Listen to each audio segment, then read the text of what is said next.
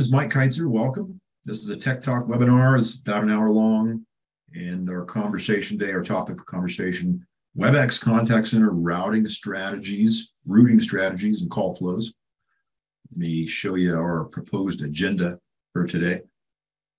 Webex contact center routing strategies, call flows, of course, is our main topic of conversation. I'm going to point you over here to our website here in 1 second and let you know that this is one of the several topics, or really lessons, I guess I would say, out of our newly minted admin Webex contact center course that we have just got done developing. Myself and another coworker named Jed and I have done this. So this is going to be a portion of that class, portion of one of the lessons out of that class. We'll take a look at an overview of what the heck we're actually talking about here. We'll get into these things called dialed numbers, entry points and queues, routing strategies, audio files, call flows. We got a bunch of pictures to go along with as well, so we'll make sense of some of these terms and terminology, and then ultimately end up with a basic activity configuration for inbound call flows. You may not know this yet, but these objects that we use within scripting or programming of the Webex contact center, little node things we would call them if this was contact center enterprise, or steps maybe if this is Express. They're called activities here, so we're going to talk about those today. Show you just a basic inbound call flow using a couple of IVR things, routing calls to some agents within a queue. If you hang in with us long enough at the end, a little teaser for you, we're going to give you an admin Webex contact center discount code. If you can't stick with us to the end, I'm pretty sure if you call somebody, talk to one of our sales reps, you can probably give them a bag of M&Ms and maybe get the same discount code. But we'd encourage you to come to class. We also talked about next on-demand information, as well as a discount code there as well at the very end. So hang in there if you would. I'm going to start this conversation actually over here on our website, just to tell you that the best thing going maybe right now would be to clue you in on new offerings for training for this Webex contact center application. So this, of course, is our website, sunsetlearning.com. We'd encourage you to visit that. Many different ways to get to where we're going, but I'm going to click here on training offerings.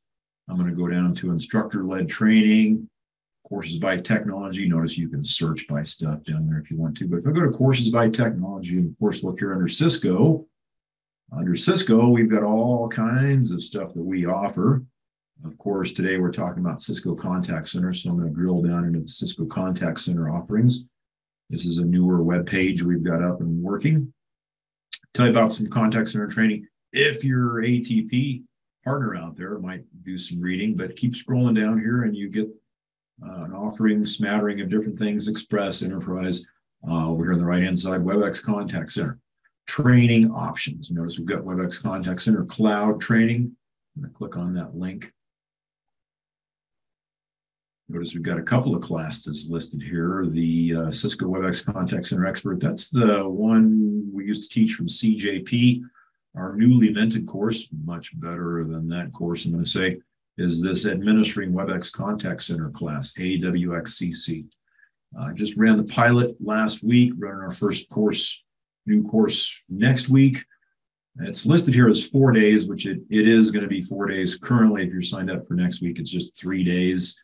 We realized along the way we've got way too much content. 4 days would be much better. If you want more information about exactly what's going on in there, I encourage you to download the course outline. I'll give you a brief overview, tell you about registration dates on this first main page. If you take a look at the outline, we've given you quite a good outline here, I believe, with just what's going on in the class. You can read through that prereqs, objectives, outline itself, really 6 modules of a good time. Most of what we're going to talk about today is Module 3, routing strategies and call flows. Not all of it. There's probably a little bit more in there than we can talk about today in 1 hour. That's cool. If you notice, there's all kinds of labs in this course. Pretty good balance of lecture labs. We, of course, get into not only inbound calls into the contact center, we also get into supervisory functions, the digital channels piece. So if you've heard of this IMI connector engage stuff, it's now really Webex Connect and Engage. But if you have some questions about the digital channels, whatever terms you've heard, we cover all that stuff in our implemented course. We get into reports, as you might imagine, and dashboards, usually in this thing called the Visualizer. The Visualizer is quite an amazing reporting tool built into Webex contact center environment. So if you want more information about that, come visit us for class. Plenty of stuff going on. Break out a little bit farther down about what we do lab-wise. So tune into that and check it out. Get signed up if you've got some interest in that. We would encourage you to come, help you out to understand that product a whole lot better, make you obviously a bit more, hopefully, efficient with the use therein, with you as well as your customers. Okay, so let's go back to the slide deck here. Let's get started. And first off, take just a brief overview of what the heck are we talking about here. Well, our adventures start out with the Webex Contact Center, really within the Webex Control Hub. You may have been using Webex Control Hub for maybe calling or some video things, or maybe you've got cloud connected UC enabled, et cetera, et cetera. One of the features that you might be licensed for within Webex Control Hub is the Contact Center. A couple of things we're actually pointing out on the slide, that all of our users from the Contact Center, they come from the Webex Control Hub. You no longer have those users in the Contact Center. They come from the Control Hub. Calling may be used within the Control Hub. You might be using some Webex calling. We are using that in our lab environment in class if you come to class. Simple URL to get to Webex, admin.webex.com. Under the Contact Center, a couple of service configuration settings, as well as handy dandy shortcut link to get to the Contact Center Management Portal. You can also navigate to the portal directly. That's a regionalized URL right there, so your mileage may vary. But the Contact Center Management Portal page is really the focus of some of our conversations today on at least a piece of this puzzle. If you were with us for the last webinar that we had, we actually went through some of the provisioning of the users and all of the templates that you might use. Today's focus on conversation is really in this thing called routing strategy. Routing strategy is where we're going to spend an awful lot of time. And you notice here a bunch of other links to get to other things, like some of the digital channels integration. That's some of the IMI, formerly IMI Connect and Engage stuff. Recording, call monitoring, agent desktop, business rules, reporting and analytics. We cover all that stuff in our admin course. So good stuff right there. All right, so overview, big picture. If you were with us last time, you saw this picture or something like it. This picture basically describes what's going on with calls on the way inbound to the contact center. Today's conversation is really on items at the very get-go here: entry points, routing strategies, call flow scripts, and queues. If you're with us last time, we talked about agents.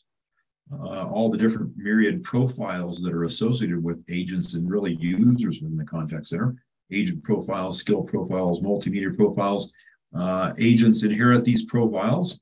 We give those profiles to those agents. Agents belong to a team or more than one team associated with one site. The site is just a logical location. So we've got a bunch of resources out here. We've got a bunch of agents in teams at one or more sites in our contact center environment. Today's discussion is, how do we get this usually toll-free number or dialable number that a customer is calling out here? How does that call actually come into the contact center, get serviced, and ultimately routed over here to an agent? So that's the focus of our conversation today. Couple terms and definitions you might want to know about. Dialed number, that's the number that we're calling to get inbound service to our contact center. Typically might be a toll-free number, does not have to be, but some number on the way in. An entry point, you saw that was one of the objects in that picture we just looked at. An entry point, logical way into the system. If you've worked with other systems like enterprise chat and email, you know about chat entry points. That's a way to get into the chat system. Here, no different. It's a logical way to get into the contact center. I might liken that a little bit to something like a call type within, by example, Contact Center Enterprise. Call types are a logical way into the contact center. They provide us reporting opportunities as well as an entry point over here. We're going to see that our entry point logically maps a DN, a dialed number, we just talked about, to a queue, ultimately using a routing strategy and call control script. So again, kind of a whole lot like a call type of bit. A queue is our virtual holding container for calls destined to a site. we end up within our call flows. We route calls to these things called queues, not skill groups, not precision queues like we would in contacts and enterprise or packaged, but over here we just call them queues. Okay? We do that via this thing called a routing strategy. A routing strategy, a little bit like scheduling your call type, maybe with a script. Routing strategy is a way that we associate an entry point with a call flow. Call flow is really our script logic, our business logic we're trying to visually lay out for what's going on. We'll talk about that here today. And the routing strategy is actually tying together effectively our entry point, kind of like our call type, with call flow. It's also where we, as we'll see today, do some time of day, day of week considerations within this thing called a routing strategy. So let's take a closer look at all of these objects and make better sense of it. So we start off again in the Webex Contact Center Management Portal. A simple URL to get to. We were logged in there as some kind of administrative capable user. And we notice down towards the bottom of many things that we configure, one of these things is routing strategy. When we open up routing strategy, pops another tab open to another window where we can now see routing strategies are one of the things that we can take a look at within the screen. There's some other options we'll show you here. But when we select a routing strategy, we also notice we select an entry point. So this is where, again, where we're going to spend the majority of our time looking at some different things within the tools there. So first off, dialed numbers, entry points, and queues. We set an entry point, just a virtual holding spot for a call incoming, maybe pre-IVR. We talked about queues being a virtual holding spot, but queues are a virtual holding spot waiting for an agent to answer a call. Entry point, virtual holding spot for an incoming call before the IVR. Now, hopefully the calls aren't going to stay there very long. They're going to get answered by an IVR, but an entry point is something we have to configure to get calls coming in. Entry points are not only used for voice stuff, they're used for other channel types as well. When you come back to class, we'll talk about that. Dialed numbers we mentioned is going to map to an entry point. We'll show you that screen. We want to create an entry point before we map the dialed number, kind of one of those dependency things. And then as we pointed out, entry points map to a queue via routing strategy and call control scripts. Okay, I think we already said that once to you. Here's an example of an entry point. I'm looking at the entry point screen. When I configure an entry point, pretty simple to configure. I'm really just giving an entry point a name, hopefully something meaningful. Sunset main DN entry point. Notice the channel type here we've got selected as telephony, and descriptions are good. We also, just like we would have with a call type by example, have an ability when we configure an entry point to put in some kind of a service level threshold. Now you notice I've got it set at 2 seconds here. That's pretty low threshold. My assumption is the IVR better answer the call pretty shortly, and it certainly better happen in less than 2 seconds, I'm hoping. So pretty short service level threshold for reporting stuff later. Notice there's also a time zone consideration for routing strategies as well, which we'll talk about shortly. Okay, I don't see anybody chatting or QAing out there, so I'm continuing on. Let me know if you have questions. Dialed numbers. Dialed numbers actually come from Webex. You don't administer dialed numbers within the contact center. Those dialed numbers actually come from the Webex Control Hub. We're showing you here the calling feature. And interestingly enough, dialed numbers are not called dialed numbers in the Control Hub. They're just simply called phone numbers, right?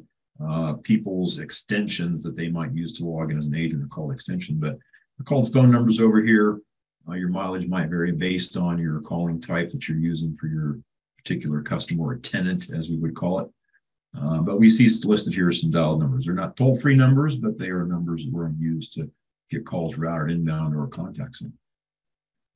So we've got a dialed number configured, or really on the system added as a phone number.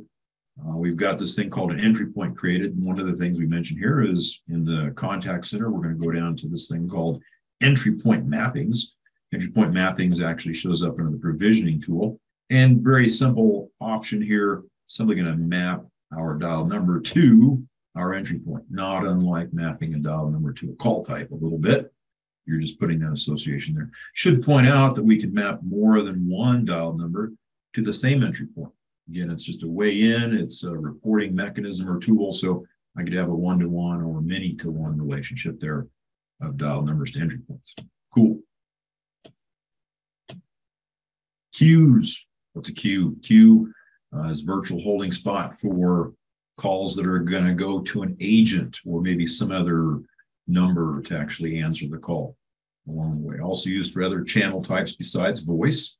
We show you here that on the system, there's some default queues created by the system. There's at least one on your tenant, but as you add more types of queues that we'll get into here, we'll show you that there's a couple of different types of queues you might be concerned with for the voice world overall. You also see down towards the bottom here, it looks like there's a queue for some of our social media stuff as well, which is a true statement. So again, queues are just ways to distribute calls to agents ultimately. And so we're going to talk to you about a couple different queue routing types and call distribution methods within this conversation here. Probably going to start right about here. Not quite when you configure a queue, don't forget a queue since it's also a virtual holding spot. Also a reportable object, has some things like a service level threshold. Here you can see I'm giving my queue, maybe the sales queue, 20 seconds to answer the call. Again, that would show up in reports some along the way. And also a maximum timing queue. This maximum timing queue literally says, hey, if you're in queue, in this case, longer than 1,200 seconds, guess what? 1,201 seconds, you're no longer in queue. What happens then? Nothing good from a caller's perspective. So make sure you think about that. Okay. Music in queue. This is music heard while awaiting agent in this queue, which can also be overridden by some of our call flow logic that we'll show you here in 1 second as well. So queue has some service levels associated with it. Fine. But I think I skipped one too many pages. There's a couple of different types of queues you would want to know about. And these types show up as this object called queue routing type. Right? When you create a new queue, you've got two options for queue routing types. One of your options is longest available agent. So we're going to call that an LAA-based queue. And longest available agent queues, simply looking for a longest available agent in this queue that exists on one or more teams that might be associated with one or more groups, as I've got shown here in this particular picture. So now, wait a minute. Mind you, again, agents have skills or not. But ultimately, agents belong to teams. And teams are members of sites, ultimately. Site is just a location, okay? So if you're using longest available agent-based queues, you're not really looking at anybody's skills. You're simply looking at what teams do I want to consider for this type of a call that's coming in currently to this queue. This might be a sales queue or a support queue. Looks like it's probably a sales queue because we've got a couple of sales teams listed here, maybe on different sites or the same site, okay?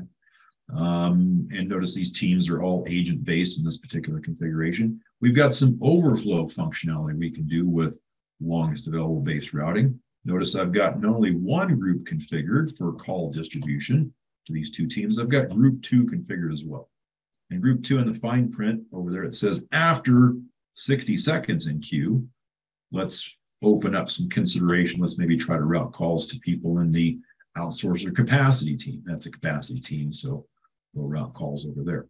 If you come back and do some labs here, you'll kind of recognize that very much like other applications, if we've got agents awaiting maybe in further downstream groups, system won't necessarily wait 60 seconds to hang out in group 1 based on your configuration, what you tell it to do. So an LAA-based queue is simply a longest available agent-based queue. Doesn't really look at all at anything like skills that you have. All you have to be is just an agent on one of those teams that are listed within this LAA queue. Second option for queue types on the next page is to use what we call skills-based routing queues, or SBR for short. SBR is short for skills-based routing. Notice the queue routing type, we're now picking skills-based versus longest available.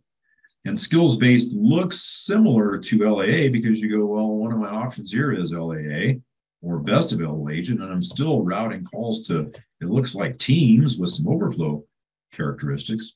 What you haven't seen yet is within actually the call flow is where you go in and you specify what kind of skills are going to be required to answer this call. We'll show you that within our logic of call flows here in a second. So skills-based routing, longest available agent queues, they look pretty doggone similar, very hard to tell the difference until you actually get into call flows and see where that difference lies, okay?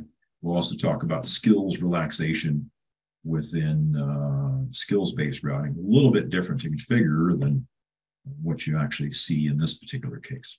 So stand by for that.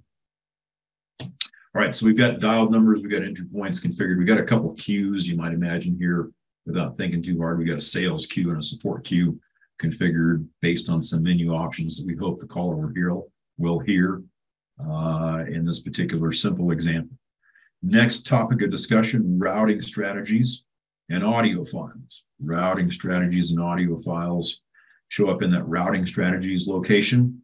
We pointed out that within the contact center management portal, routing strategy was one of our options. Under routing strategy, we can only see routing strategies. Under resources is where you'd also see audio files as well. We'll point that out to you. And that would just be WAV files you're hoping to play for callers when they call in. So in this mini section here, we'll talk to you about routing strategies. We'll also point out to you this thing called global routing overrides, as well as a way to look at your current routing strategies and figure out what routing strategies actually are. We'll also see here in the middle, at some point in time, we'll get into call flows. Call flows are initiated from within the routing strategies management interface, and that actually pops open another window where you can actually go see, navigate, use, modify your call flows as well. So all this stuff we'll cover in this short section. All right, so we're looking first off at this thing called a routing strategy.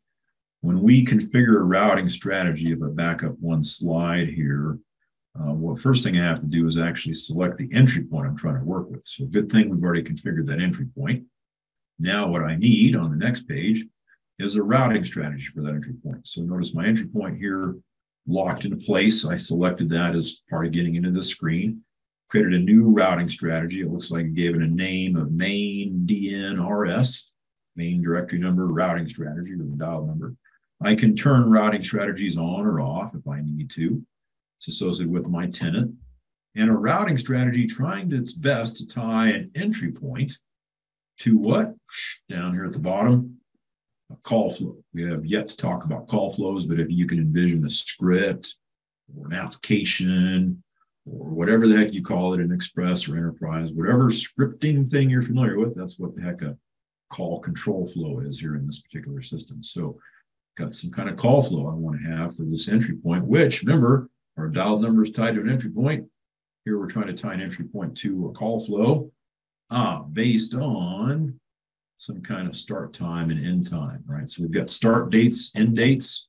By default, your end date is always the same day you started on, so make sure you don't overlook that.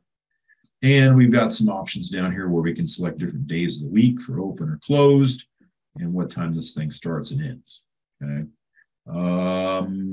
Key thing to your whole conversation and eliminating brain damage on your part is going to be a short conversation here on this thing that says flag is your default routing strategy. You've got overlapping things you need to have happen here for things like business hours, right? I want to run this call flow for open. I want to run a different call flow for closed. How do I do that? We'll answer that question for you here shortly. It's a lot simpler once somebody explains it to you. Otherwise, you might be driven crazy, which is no good. We also see here another option for another setting that says music on hold. We go, didn't we just see something in the queue about music on hold? We did, but this is different. This is actually music on hold via agent desktop hold. So if you're in a call via this routing strategy to an agent, they put you on hold. This is the music we're going to hear. So this is not cheesy hold music for the queue. Hopefully that's not too confusing. All right, so we've got this routing strategy configured. And the routing strategy says, hey, we're going to run this call flow from 8 to 5, Monday through Friday. But what about all the other times of the day? We might have, by example, a couple of routing strategies. One has some script that plays something based on if we're closed weekdays versus maybe closed on weekends or holidays or something like that. So different routing strategies that we have for different things that are happening within the contact center, open, closed, holidays, after hours, whatnot. The way to, first off, kind of keep track of what is going on currently is to make use of this object within routing strategies called current routing strategy. If you look at current routing strategies, it'll tell you exactly what the system is currently thinking as far as the routing strategies that are running. This current routing strategy is really, let's call it a working copy of one of your configured routing strategies. You can see that the current routing strategy always has current at the beginning. It's got some uniqueness value at the end, which you don't care about. And somewhere right in the middle should be the exact same replica of one of these routing strategies. Looks like it's our closed weekdays routing strategy. So if I'm wondering what's going on right now, I can look at current routing strategies and say, oh, geez, it's 1 p.m. Mountain Time. Why are we running the closed weekdays routing strategy? That's probably not good. Okay. Let me pause right here. Somebody's got a Q&A question. Let's see if I can navigate on these screens. On business hours, can supervisors of their queue manage business hours holidays without needing full admin permissions? Okay.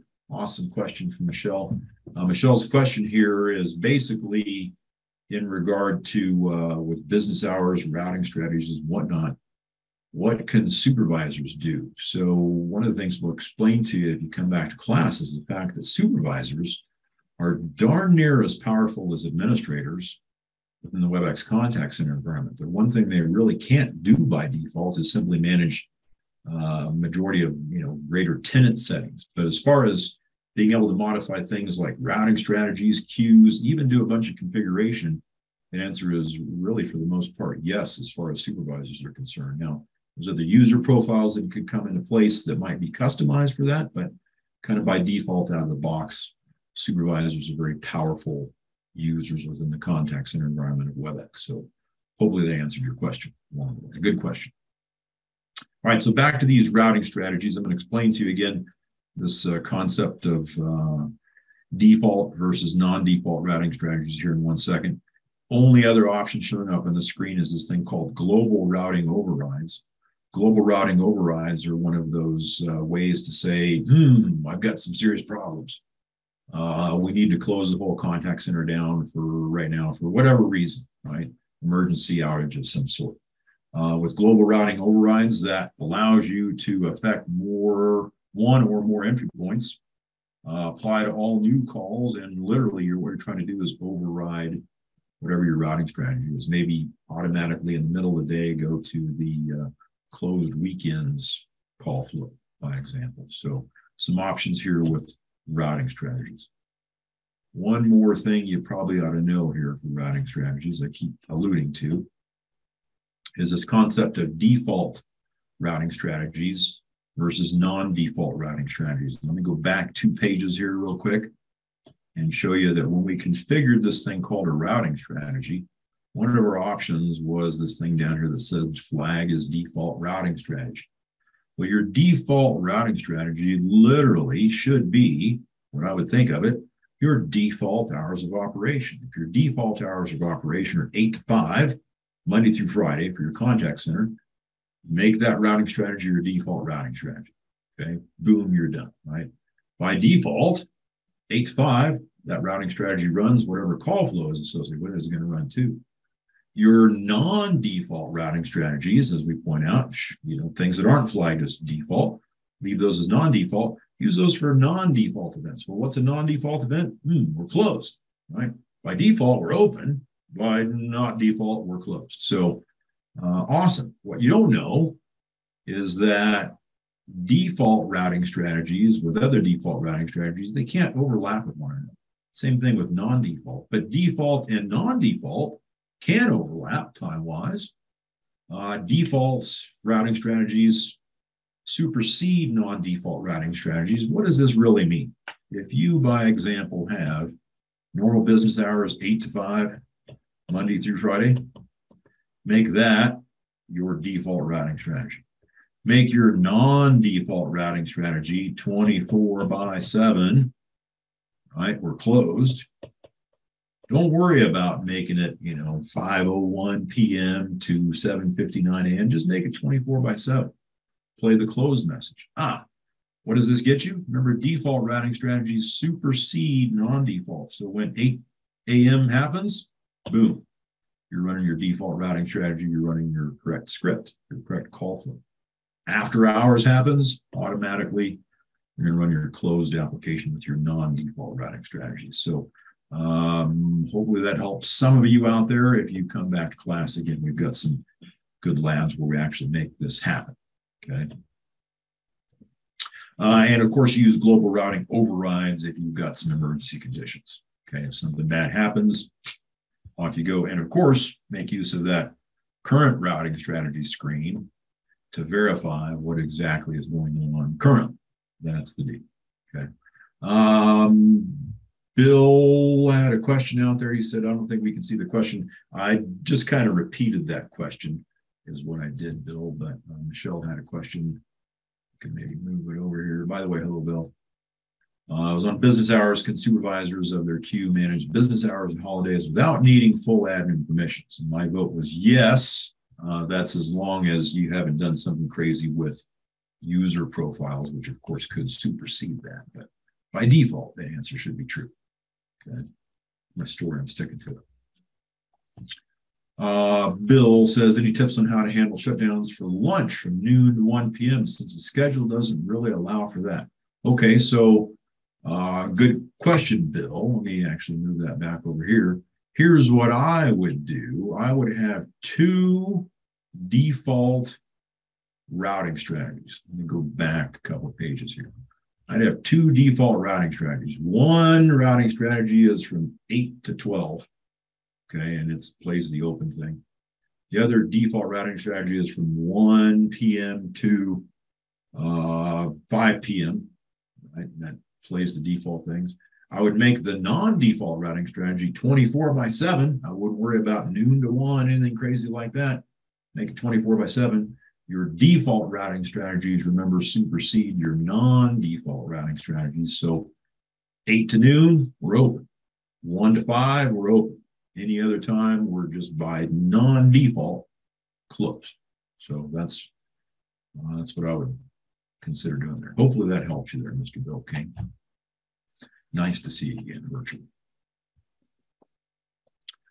Okay, WAV files, audio files is another option we can see here under our routing strategies, and not much you can really do here other than upload and or delete audio files. So we're just showing you that by default, I think there's like 1 or 2 audio files included in the system, but you want to upload your own audio files, go for it. List for you the specifications for your audio stuff here on the left-hand side. It also even allows you to play out those audio files from within that screen itself, so you can kind of listen and hear exactly what is going on there. So that's kind of a nice feature. Okay, so that all being said, let's get into call flows. Call flows is hopefully going to tie all this stuff together. Remember, at some point, we've got a dial number mapped to this thing called an entry point, just a logical place to get in.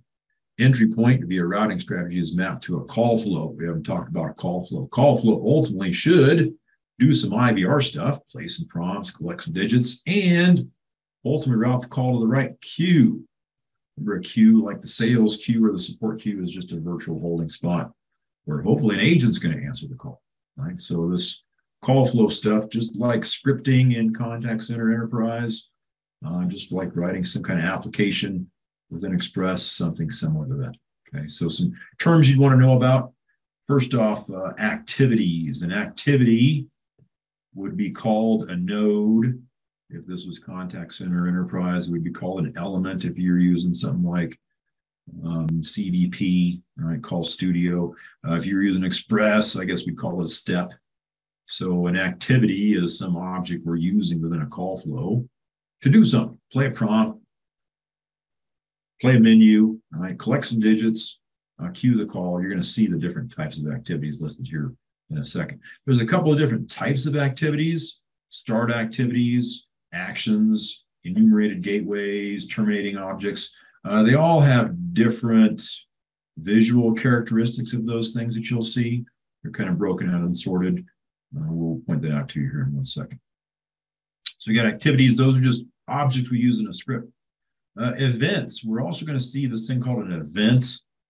Call flow. That's probably better off just to explain to you when we get to that point in time.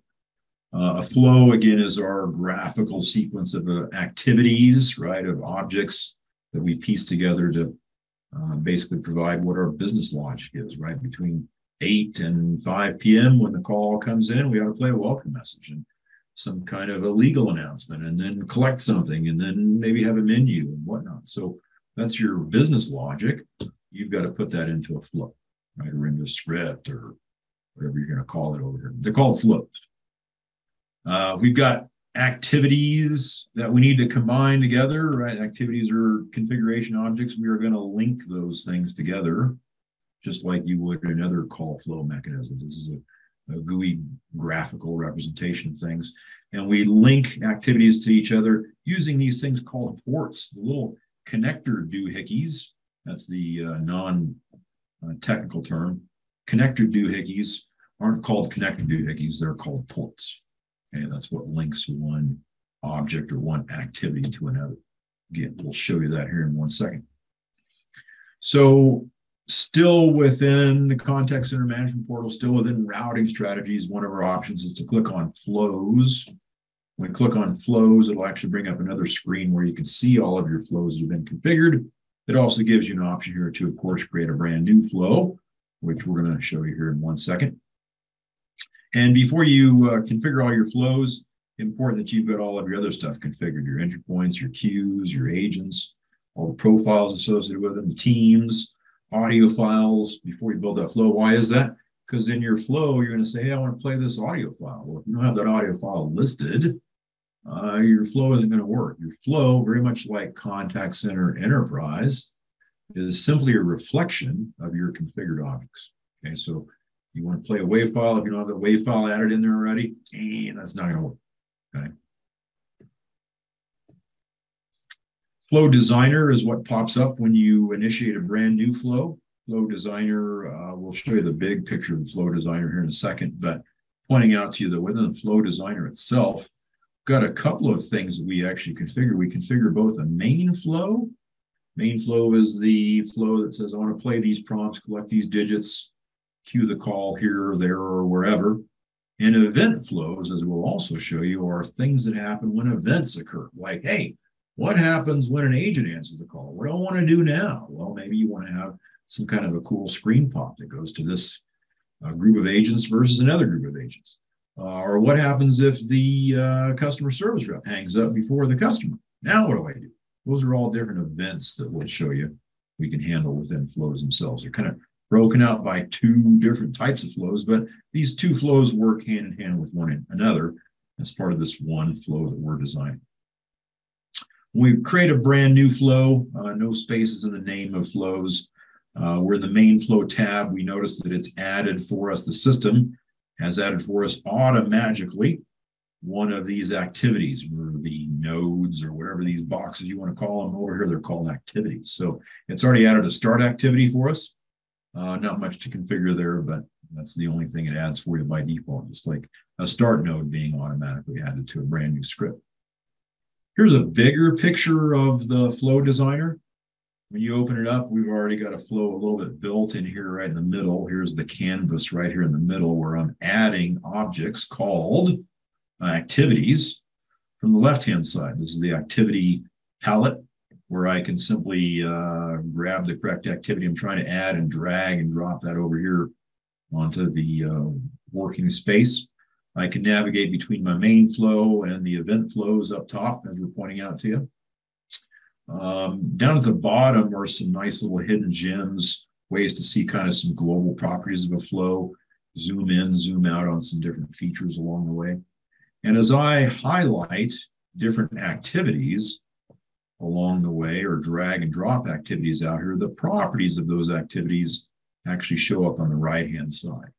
If I use this magical button down in option 3 on the left-hand side, or deselect one of my activities, what it brings up is the properties of the flow itself. And the properties of the flow itself, just kind of the global properties where you can add some cool things like descriptions if you want to, and see exactly what's going on, maybe by example, with global variables. They're going to be added to the system. So that's the initial screen that you see when you open up a flow. Of course, you don't see a flow actually being built for you. automatically. So I'm going to go back over here. You obviously wouldn't see a flow built for you by default. All you'd see by default would be one of those start objects. And while I'm here, I want to simply point out to you that these lines, I guess, that connect up each of these activities, again, those were called the links. Here's a link. And those links come from these different ports, all these different output things here from each activity, which may or have more than one, are all called ports, is the official terminology over there. So activities, ports, links, all part of a call flow. What kind of activities do we have at our disposal over here in the voice world? Now, let me pause one quick second and say, hey, when you actually come back for class, what you're going to see is not just one scripting or call flow tool. You're actually going to see two. These call flows over here are primarily used for inbound and outbound call flows. But when it comes to things like email and chat, there's actually another scripting tool that we use for all of that scripting craziness that goes on. So primarily all these objects or activities you're going to see over here, primarily just voice-based related, right?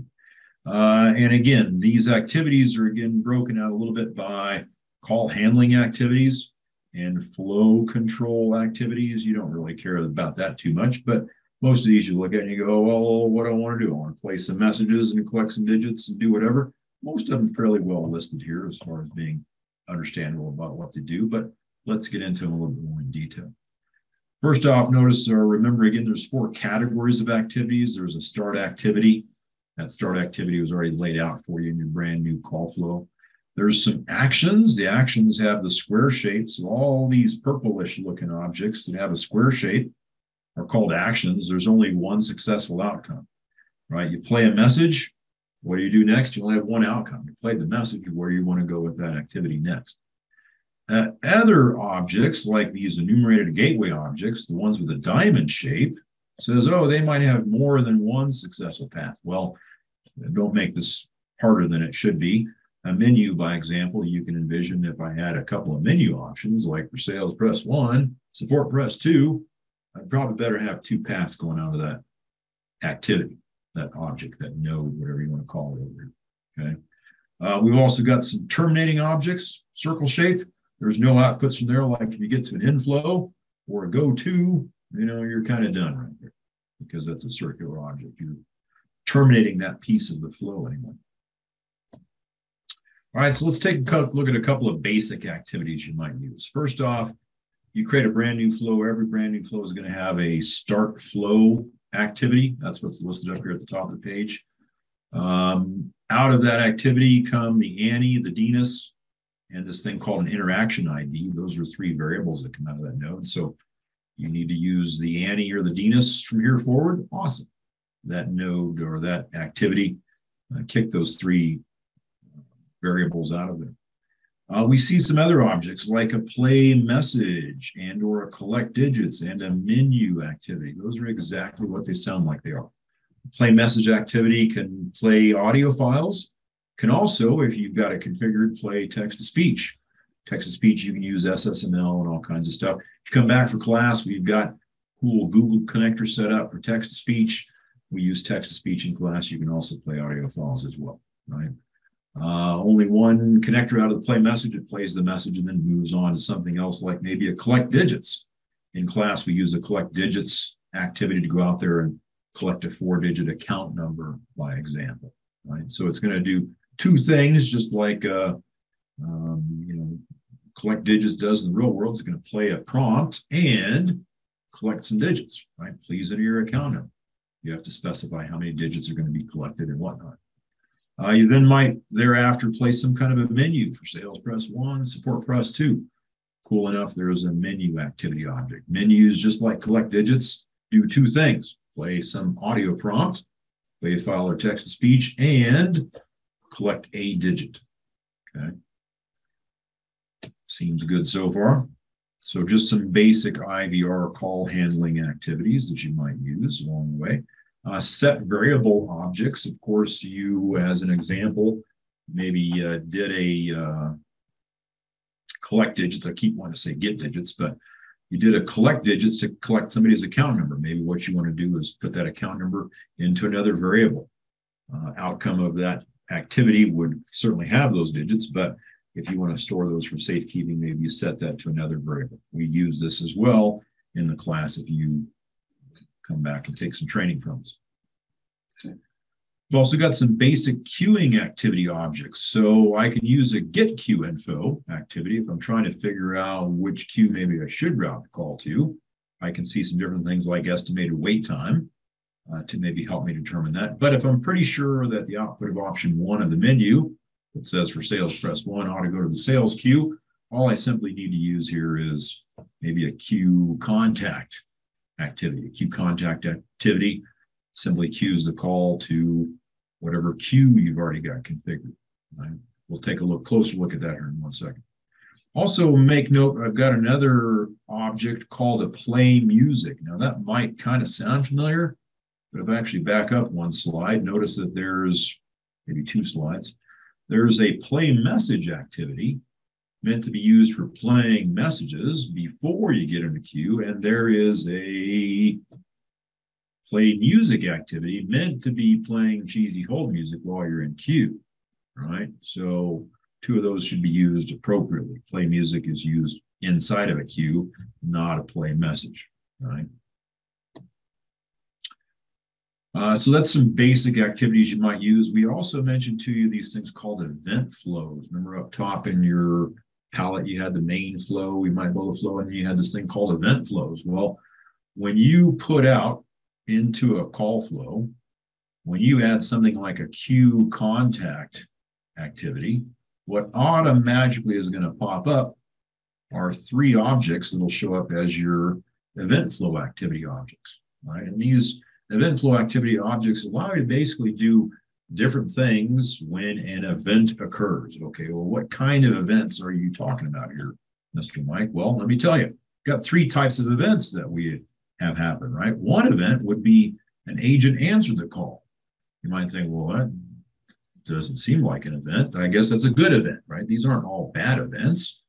It's just an event. So what happens when an agent answers the call? What you might want to do is a different screen pop, as we'll show you here in 1 second, for sales versus support.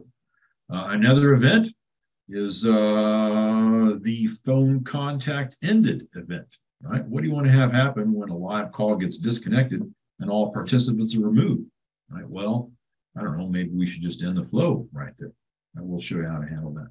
Another one that you might encounter, of course, is the old agent disconnected event. So what happens if an agent disconnects before a customer?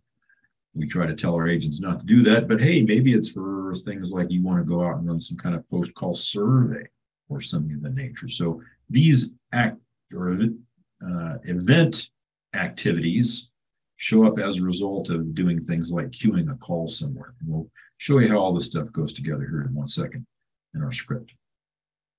Screen pop, another one of those activity objects where we can actually do some fancy screen pop stuff that will show up. Here we're actually going to have a screen pop show up and a little label, how to win sales for our salespeople.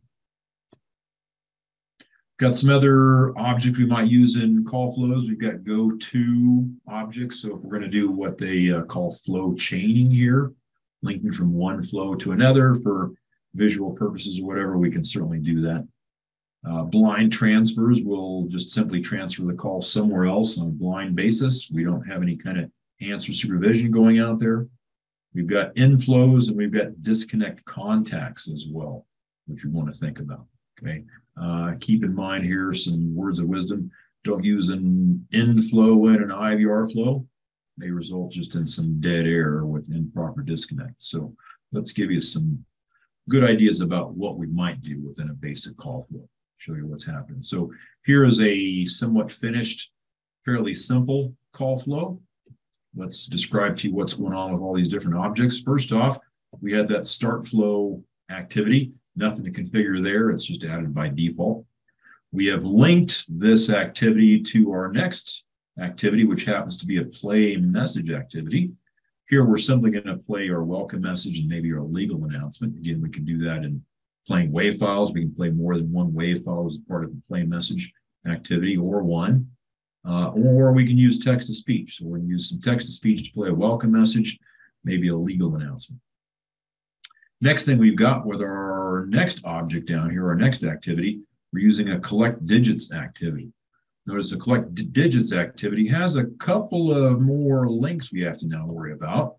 What happens if people don't actually put anything in? Or what if they wait too long to punch in whatever digits we're requesting? Those have their own links and have to be connected as necessary.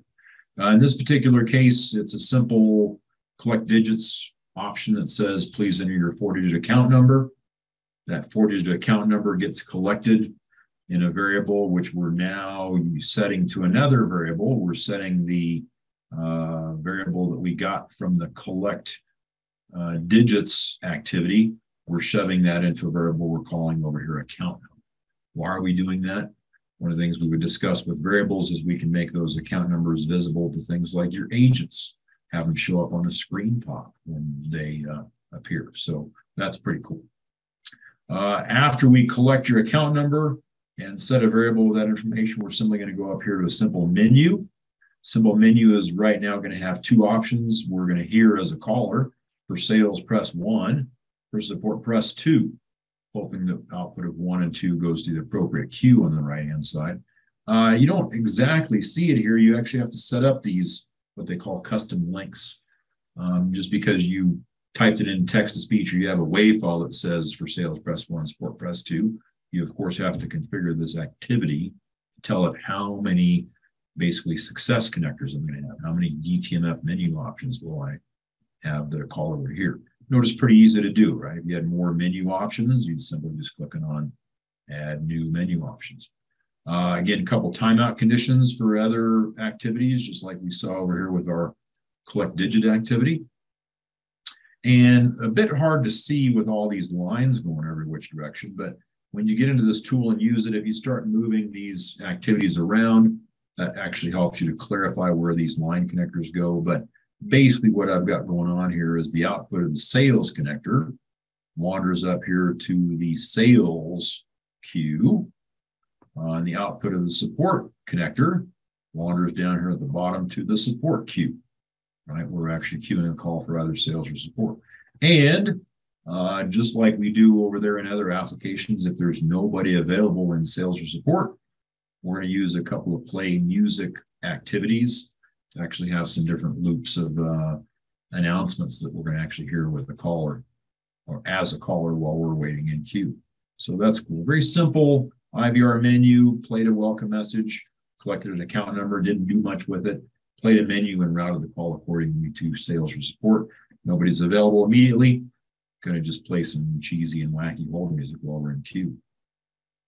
Other thing just to point out to you here is as soon as I lay out one of these queue contact activities, notice we get this little green lightning bolt that shows up.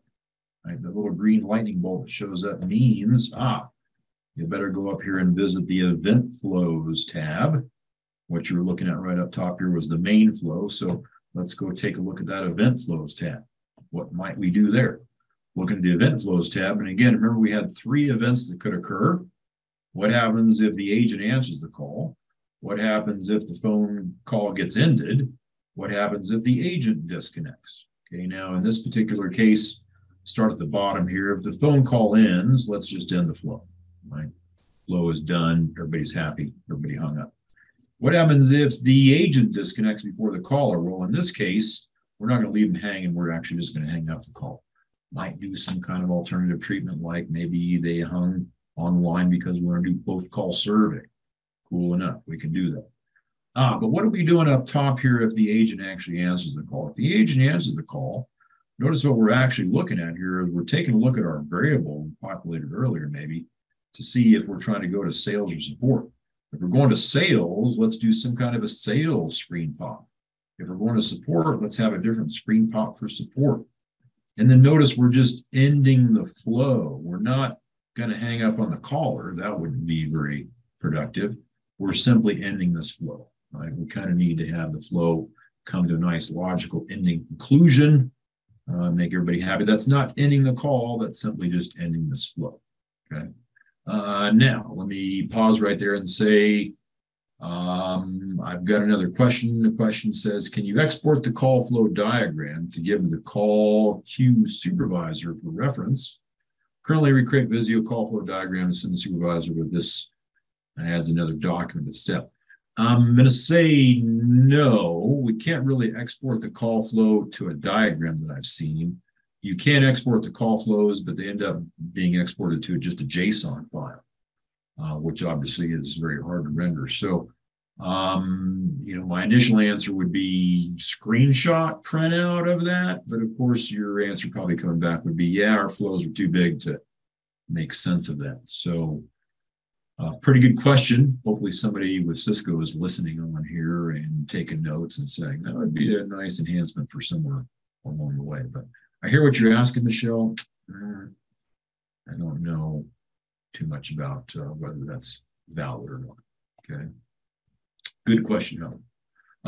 Fabio has a question. He says, with script editor in package or use CCE, I can see where the call goes down. Is there something like that?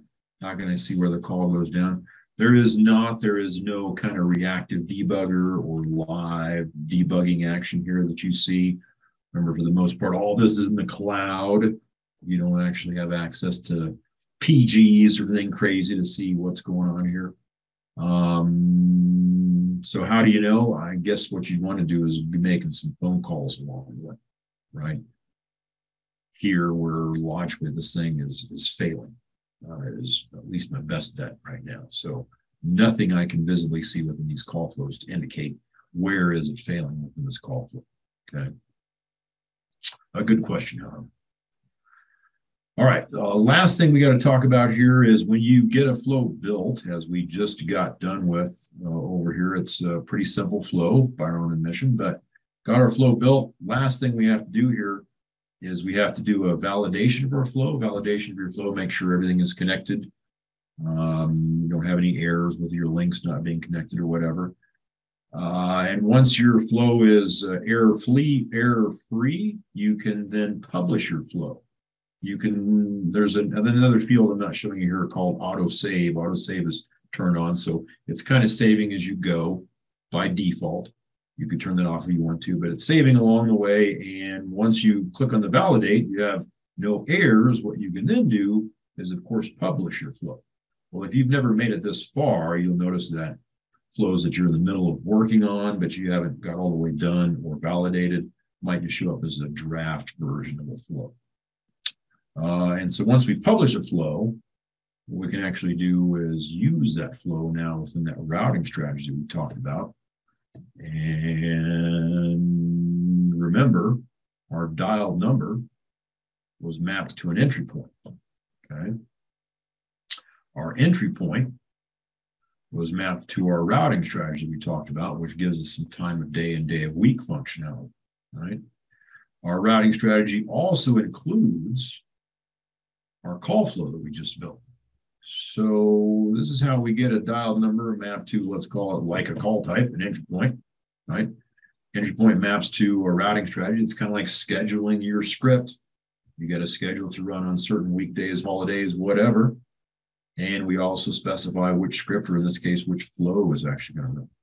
And of course, all looks good. You checked your routing strategies, your current routing strategies, but no substitution for making some phone calls inbound to make sure things work as advertised.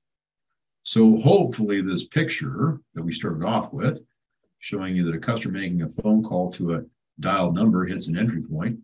Entry point maps to a routing strategy and picks a call control script. Call control script should produce the appropriate queue. Remember, a queue, if it's an LAA queue or skills-based routing queue, really just trying to pick an agent that's listed on one or more teams in a site within your contact center environment. So hopefully that picture makes a bit more sense. Okay. Let's see here. Fabio asked another question about only blind transfer, no consultative calls. To say for the most part, remember that this Webex experience, there is no true per se CTI functionality, right? So things like your teams that are capacity teams, there isn't really any kind of a consultative call with people on those other teams. And if you're talking about the transfer within the script itself, that would be a blind transfer. Remember, there's no agents that have got the calls at this point in time. Now, if you're an agent that's talking to a customer on a call and you do an out dial to some other destination for that call, by all means, that's going to be some kind of a consultative call, but calls from the system are effectively blind. All right. Jason asks a question. He says, do we have any option to set the skill groups? Remember, there are no such thing in this product as skill groups. There are agents that belong to teams, and teams are simply options or objects that we can put into a queue. Now, your answer here basically is we configure a queue. We can either configure LAA queues or skills-based routing queues. And if you configure a skill-based routing queue, that's the only time when you're actually taking a look at people's skills. But no skill groups per se. Again, the term to use here is really just queues. Is what's going on. Hopefully that answers that question. All right, now that's about where the conversation ends. Again, that's not the entire, I guess, module in that course, just because we also go into some other things like setting up different connectors for text-to-speech. We talk about some advanced activity objects that you may or may not be using along the way. But this felt like a pretty good use of just an hour's time, and I can see it looks like I'm about 4 minutes late. So another discount for you for hanging out. Next on Demand. Next on Demand is really our digital library of content, as well as our more online mechanism, as opposed to a lot of instructor-led training. So check that out. As we mentioned here, digital course library with all kinds of videos, tech boards, the Tech Talk webinars, some that you may not be seeing if you're not a Next On Demand customer, but basically all access membership for a whole year. Here's your code, next 1K, $9.95. Get them while supplies last. So get a hold of us on our website, sunsetlearning.com. You can make phone calls in. We actually have salespeople that will talk to you. You would, of course, register online, all kinds of ways to do that. But if you're looking for discounts, your best usual option, people, make a phone call. Talk to somebody internally. Don't just sign up on the web. That's cool, too. But, you know, if you want to save yourself $1 or $2, actually talk to somebody and put the screws to them, right? They'll give you some kind of discount, at least $2 or $3. So there you go, people. Let's see here. Bill says he had to drop off. Thanks, presentation. That's cool. Does it tell you if errors, if any, come back in validation? Emily, fine question. It does, in fact, tell you if you do a validate with your call flow, it'll tell you about where you've gone wrong in your configuration. Even if you've not gone wrong, when you do a validate at the end, it says, well, there's a couple things to think about, a couple warnings, so you can ignore that. But it's pretty useful with telling you what's happening within your confines of your stuff. Lori asked a question. Can we get a copy of the slides? We cannot do that, Lori, just because they now belong to Cisco. So we'll give you a copy of that video. Or if you come to class, we'll give you a fine, fancy PDF that's got not only the slides and, of course, PDF form, but it's got some fancy reading down below and a lab guide that we'll give you. So there's the deal there. People, thanks for tuning in today. We appreciate your time. Come visit us next time and come to class. We will learn you all kinds of good stuff along the way. So thank you, Fabio. We hope to see you in class pretty soon. So there you go. Everybody have a good day. Thanks for your time. If you like this video, don't forget to subscribe and click on the notification icon to get notified whenever we upload new content.